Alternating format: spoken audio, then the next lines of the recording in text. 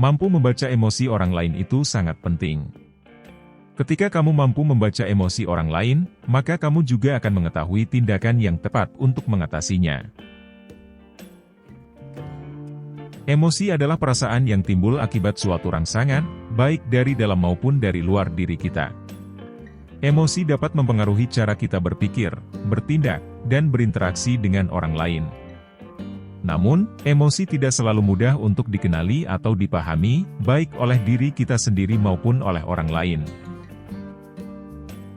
Nah, pada video kali ini, saya akan membahas bagaimana kita bisa membaca emosi orang lain. Dan mengapa hal itu penting untuk dilakukan, mari kita simak penjelasannya berikut ini. Tonton sampai selesai agar tak gagal paham. Trik pertama agar mampu membaca emosi orang lain adalah dengan mengamati ekspresi wajah. Ekspresi wajah adalah salah satu indikator emosi yang paling umum dan mudah diamati.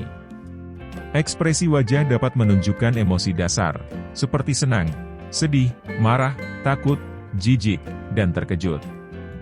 Ekspresi wajah juga dapat menunjukkan emosi kompleks, seperti malu, bersalah, iri, atau bangga. Saat kamu berbicara dengan seseorang, coba lihat gerakan otot-otot di sekitar mata, hidung, mulut, dan dagu. Jika kamu melihat pada bagian mulut melebar, artinya dia senang dengan kamu. Ada beberapa teori yang menjelaskan tentang ekspresi wajah. Salah satunya adalah teori Paul Ekman. Teori Paul Ekman mengklasifikasikan ekspresi wajah menjadi 6 kategori berdasarkan emosi dasar. Untuk teori ini akan saya jelaskan di lain video. Jadi, subscribe channel Psikologi Plus untuk kamu yang berminat belajar psikologi. Trik yang kedua adalah mendengarkan nada suara. Nada suara adalah kualitas suara yang dipengaruhi oleh frekuensi, intensitas, dan durasi. Nada suara dapat menunjukkan emosi seseorang, seperti gembira, sedih, marah, takut, dan lain-lain. Nada suara dapat dilihat dari tinggi rendahnya suara, keras lembutnya suara, cepat lambatnya suara, dan variasi-variasi suara.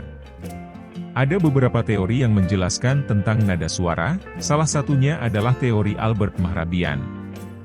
Teori Mehrabian mengemukakan bahwa komunikasi interpersonal terdiri dari 3 elemen.